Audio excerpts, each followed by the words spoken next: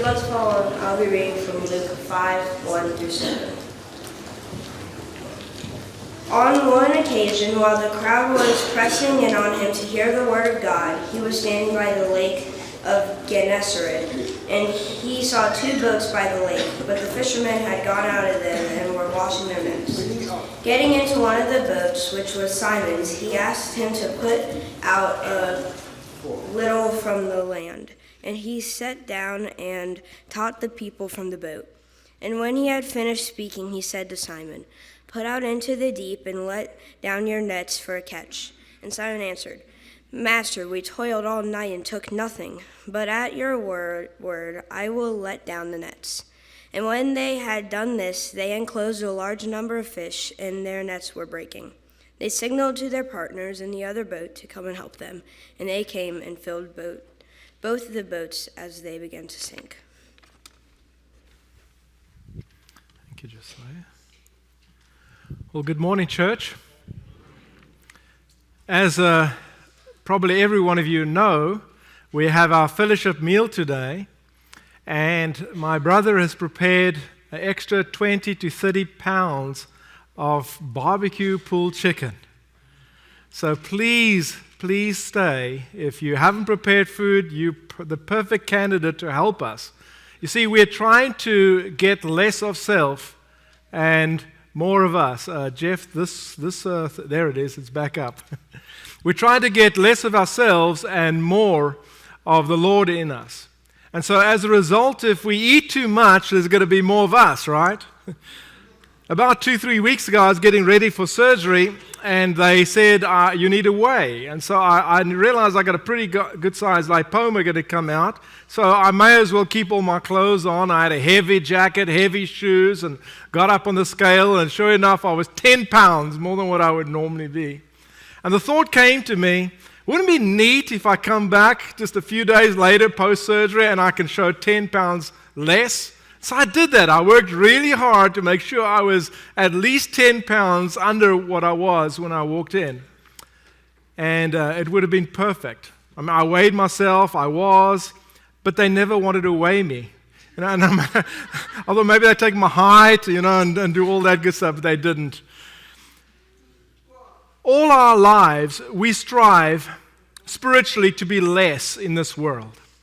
If we're going to end in a very good way, then that's what we're going to do. And so today, I want you to ask yourself, in your past, in your present, and in your future, how can you see that you are less today, or less yesterday? That you are less than when you first started spiritually, physically, in every way, but more of Christ. If you look at your past, think about the moment you connected with Christ.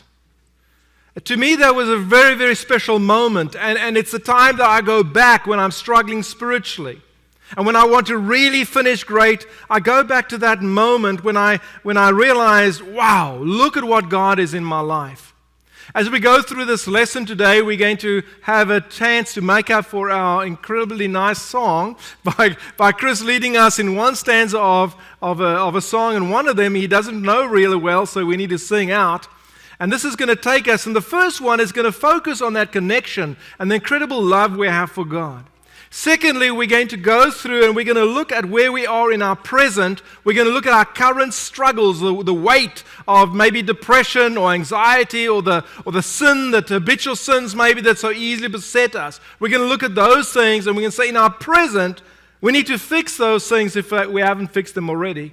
And in the future, as we stand for the invitation song in a while, we're going to ask ourselves, is it my will or is it Christ's will? And we're going to make that decision. And I'm going to ask all of you to write down some things on those notepads in front of you. The first one, I'm going to ask you, the first thing that you're going to do at the end of this first point in the application part is you're going to write down your connection with Christ. Maybe one word, maybe 2 words. And so we'll go through the lesson. So first off, we cannot finish great, and you cannot be a great Christian if you don't have a connection with Christ. Do you have a connection with Christ? If you can't point to a time in your life, then maybe this could be it. So really look at Peter and Andrew and James and John as they're on this boat. They've been fishing all night. They're cleaning and mending their nets. And Christ says, go into the shallow waters and catch fish. Yeah, when this noisy crowd, and anybody that knows anything about catching fish knows that you're not going to catch anything, especially on the Sea of Galilee. You've got to be, or the Sea of Gennesaret as it's maybe called in this text, you've got to be way deep and you've got to fish at night. And then the fish will bite. But something about Jesus has impressed them to this stage. It's not their first encounter with him. They've seen something else about him. And so at his word, they do this, and we'll pick up from verse 7 and see this connection. They signaled to their partners in the other boat to come and help them. And they came and filled both boats so that they began to sink.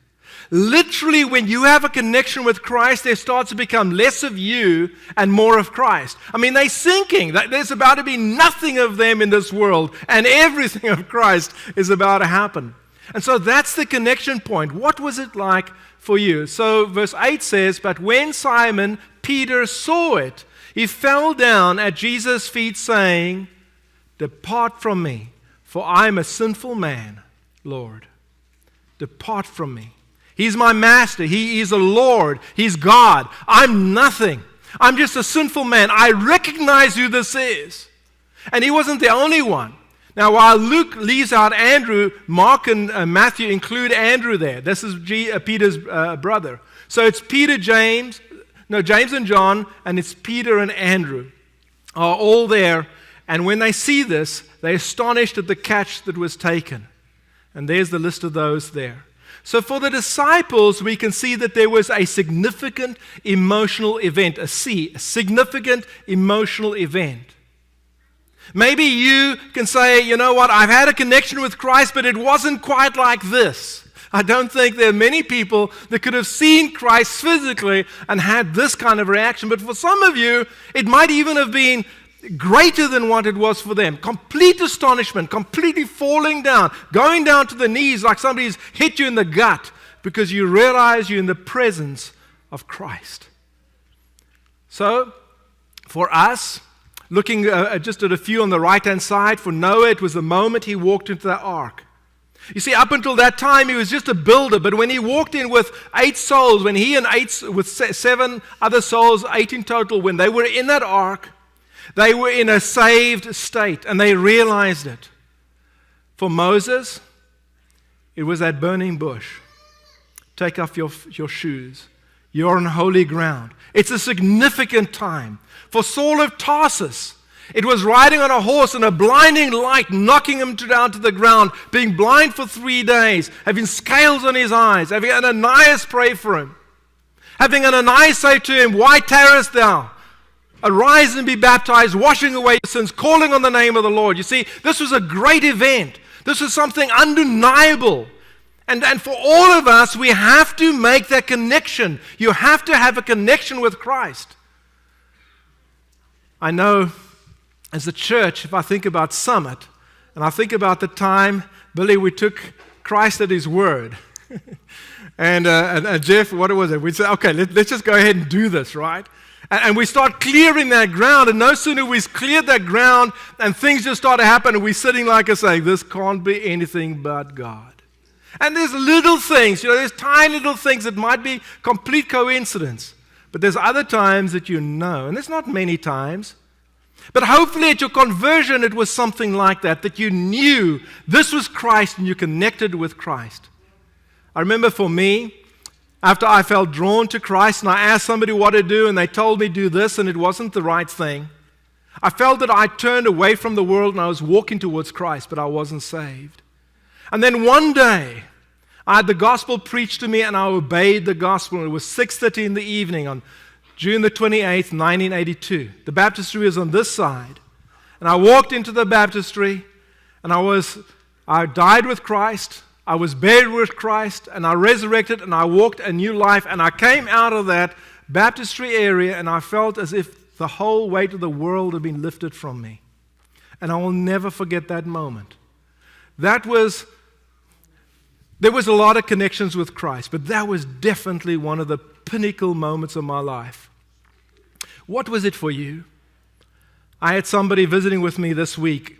He's got so much going on in his life. He is a tough guy. I mean, a man's man. This guy won't cry for anything. But he said, this book. And Adam, he was holding up Muscle the Shovel. He says, this book. And the tears were kind of just brimming there. He was just holding it in. This last thing on earth he ever wanted to have happen was another guy seeing him cry. He said, this book. He said, the people that I work with, they know I'm having a tough time now. And so they say to me every now and then, listen, take care of yourself. And I'll go sit in the pickup or I'll go somewhere and I'll open this book. And he's not a reader. I took quite a sales job to get him to read the book. I had to go through the whole thing. Will you promise to read the whole thing? Do you believe in Jesus Christ? Don't jump around. And all I want from you is in 2 weeks' time to give me your opinion of this book. That's all, right? And he said, this book, it's helping me. It's unbelievable. And I know it's not the book. It's the scriptures in the book. So I took out my flashcards. I keep them in my pocket. I'm not going over them every day like I should, but I carry them with me for conscience sake. I said to him, yeah.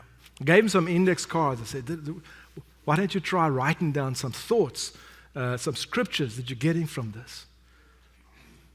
I know that this guy is not in a saved state because of that statement, but I know he was like I was for many years, walking towards God, seeking God, feeling I'm missing something. And I pray one day, soon, he will know God. So what is your connection point? So take out a piece of paper and write down my connection, my Christ connection was.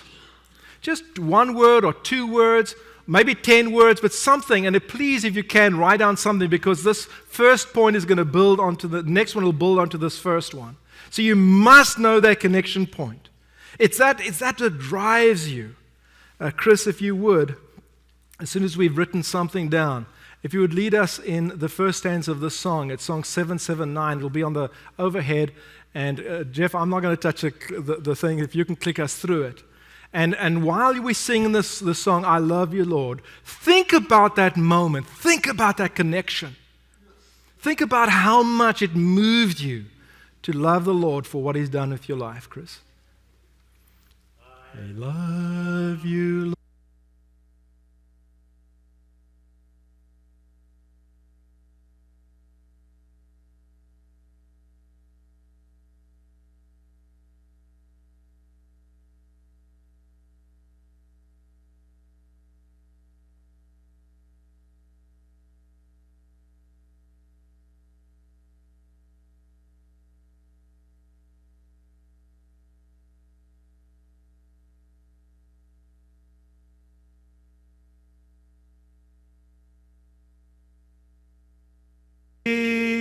Sweet sound in your ear. It's the moment you fell in love with Christ, the moment you fell in love with God. God is love. Love is power. It is what enables us to move forward. And so let's look at the next thing we have to do. That's in the past. We made that connection. Here it is in the present. In the present, we surrender. Again, look at that weight that you carry around that you shouldn't, or that spiritual weight, or that sin that so easily besets you. Look at that and consider that. Consider the one thing that if you would stop doing right now would drastically improve your spiritual relationship with God. And the one thing you can start doing now that will greatly improve your relationship with God. And at the end of this, I'm going to ask you to write down, just in code, just so you know what it is that you're going to surrender. But more than that, I'm going to have a little worksheet thing for you to follow as we get in, because this is an important one. Picking it up from verse 10. And Jesus said to Simon, do not be afraid. From now on, you will be catching men. I love the other versions. From now on, you'll be fishers of men. You're a fisherman, but from now on, you'll be a fisherman. For the disciples, what did it mean? For the disciples, it meant a change of their occupation, the change of their vocation, the change of their career. I'm not going to lessen it and say to you it might be something different. I'm going to leave it up to you. I'm going to let the Word convict you to the extent that it needs to. But what I will say for 100% sure, if you've had a connection with Christ and you're surrendering your life to Christ, your will to Christ, you're not going to leave here the same. You're going to be different. And not just positive mental attitude. That's when you just think positive stuff. You actually have to take the mission and walk it. You must do something about it. If you make a decision today to surrender everything and to take up His mission, then do something that you've never done before. So what does it mean to surrender to His mission? Again, for the disciples, it meant a career change. For David, a shepherd of sheep, stinks like sheep. God took him from sheepfolds, from tending sheep, and He said, I want you to shepherd my people Israel. Israel, the people of God. I want you to shepherd the people of God.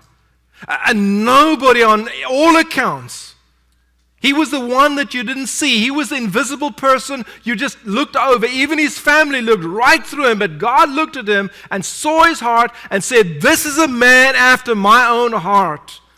You see, He sees that. He sees a surrendered heart and He sees a willful heart. You have to get to that point where you surrender your heart. Moses was the same. 40 years old. The prince of Egypt. Now the prince of God's people in his mind. And God takes him from that arrogant stance and puts him in a wilderness and says, you're going to now shepherd sheep. Darrell, can you imagine the day he turned 80? And God calls him by this burning bush and says, now I'm not finished with you. Now I'm only stopped. He thinks he's going to sip tea the rest of his life, or whatever the nomads did those days. He thought, this is it, man. I'm just going to sit back and relax and go into my sunshine years. And God said, no, now you're ready. Now I can work with you. So that's what it meant for the disciples. That's what it meant for David. That's what it meant for Moses. For me, it was a seller of insurance saying, you know what? If I can sell insurance, then I can bring people into God's kingdom. For me, it was looking at the church and saying, no one else is stepping up to do it, and we desperately need workers. Not saying, wow, look at all this talent you've got. I had no talent. Man, when I heard Josiah the other day, I realized just how little talent I had the day I stood up and said, okay, I'm going to go preach the word. How arrogant of me. But I did say, you use me, Lord, in every way that you want. For Carter, for my son Ben, it was basically saying, here I am, Lord, send me, right? That's it. Such a simple little thing. For many of us, it's either saying 6 p.m., Sunday night, Monday night, Tuesday night, Wednesday night, Thursday night, Friday night, Saturday night, Sunday night again, I'm going to just do what I want to. Or saying, Lord, what do you want me to do?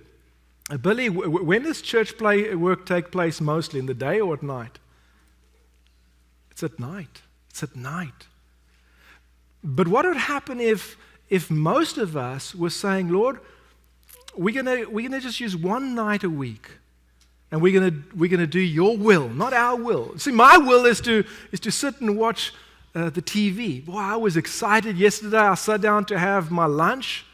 And I turned on, I've got no channel, but I've got a little thing I've stuck up against the window so I can get channel 5, if I position it just right. And I look and there's rugby and South Africa's playing. I was so proud I even wore my 1995 World Cup tie that my dad bought me many years ago. It kind of looks like I need to get another one. Apparently there's a 2007 one that I missed out. Maybe I can get one with all three. But I was going to sit and eat in any case. So, truth be told, I blanked it out a lot of times, and I was working on lessons for today. You've got to decide what you want to do with your life. It either belongs to you or it belongs to God. So, when we look at where we are, we connect with Christ, we yield to the mission, and we've got to stop by doing the following. You've got to stop, and you've got to make a commitment to stop. So how can you stop? Write down a commitment statement, a stopping statement, as it were. What would your stop the leak statement sound like? Give some motivation. The first thing you can do is How is this leak, the spiritual leak, harming me?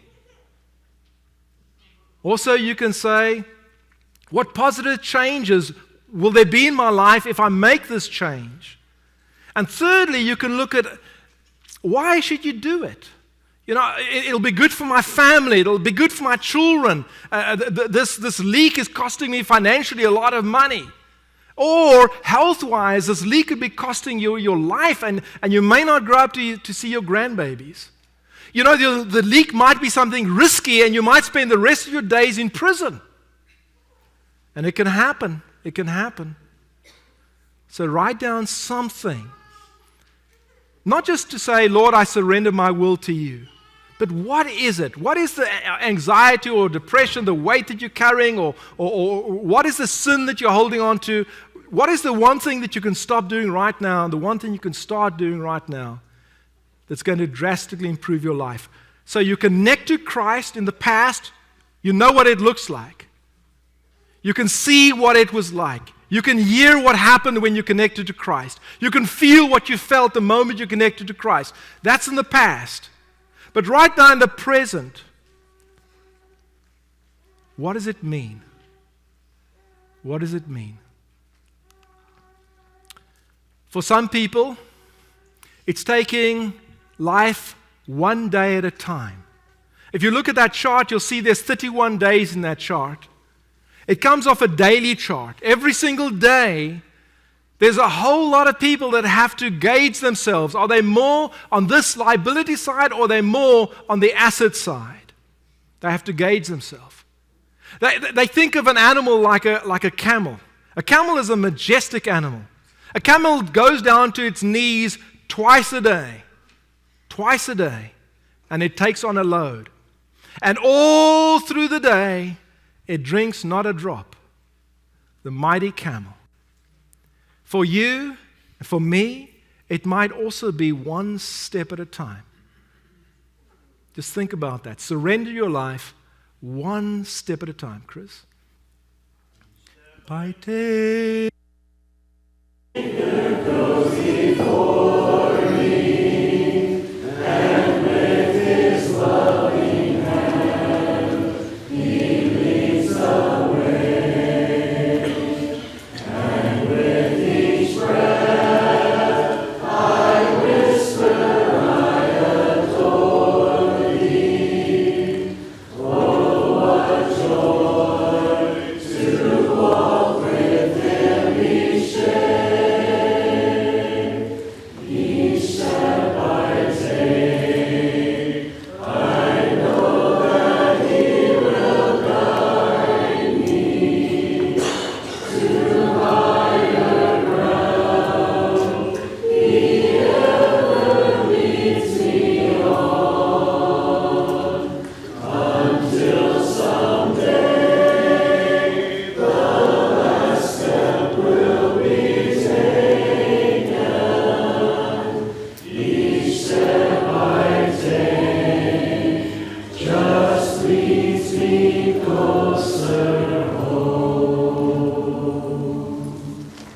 How are you doing, church? Can you think of that connection? Can you experience that connection, the love that you have for Christ as a result? You won't finish strong if you don't have that connection. And I promise you, you won't finish strong if you don't surrender every single day. But at the end of the day, it's either His mission or your mission. It's either what you find comfortable to do, and it's all of you and none of Him, or it's His mission, and it's all of Him and none of you. You see, in order for us to say, less of me, more than thee, I need that connection, I need that surrender, and I absolutely need to live His mission. Again, what did it mean for the disciples? And when they had brought their boats to land, they left everything and followed Him. What did it mean for them? How much of them was left when they heard Jesus, when they connected to Jesus, when they surrendered their will to Him, when they walked one day at a time? Did it mean complete conversion? Was there a time that Simon Peter never again would deny Jesus? No. He was walking towards him. But there came a point when Jesus said to him, okay, Peter, it's time. Use the keys of the kingdom. There's no more looking back. From this moment on, it's my will or it's your will. One day, even after all of this, Paul, who used to be Saul of Tarsus, had to withstand him to the face because he was going back to the James group, back to the Judaizers. See, it's not a smooth road. It's going to be like David, he's doing really, really great, but then he messes up, but then he humbles himself and he does good again. So even after you make all these decisions and all these commitments, you may feel so strong when you leave here, and then boom, you fall again. Just get up, keep going. One step at a time. But what will you do? We've left everything and followed him. And so that was what it was for the disciples. Immediate downsizing. Immediately. Taking inventory of their life and saying, what is it that is holding us into this world? We're getting rid of it. If you have things that are not holding you into this world, but you have them and they expand in the kingdom of God, surely you can see how God would use that. It's the things that hold us back that we need to let go. So, for us, it's a very simple thing. Either we live his mission by pressing up, or we live our mission and we press down. But it becomes a little bit harder than this. I want you to write down one or two statements. Either I did it my way, or sweet will of God, I did it his way. What are you writing down? Unless you think about writing it down too flippantly, let me just tell you this. Imagine it's not now, but it's the future. It's a second from now, or maybe a day from now. Yesterday I was going over this lesson and I heard a thud. And Adam, I don't know what happened, but as I drove away, I saw there was an accident on the hill there, close to the nursery. But I didn't hear one thud. I heard one thud, and then about 4 minutes later, I heard another thud. And they weren't right here, but they were, things happen, church. We don't know for sure if we're going to make it home. Something very traumatic happened to one of our teens this week. We really don't know. And so I want you to not hear it just superficially, but I want you to think that you're in front of God. And these words are portrayed huge across the entire sky. You walk up before judgment and it says, he did it his way. I did it my way. Or it says, he surrendered his will. What's it going to be? Steve, I think you've got a very nice song tonight. We're going to sing it again today. I didn't realize until I went over the evening lesson that this is a song that we're going to sing tonight as well. My stubborn will. Think about that. I love you, Lord, one step at a time. And now, my will, no more, but thy will. Chris? My stubborn will.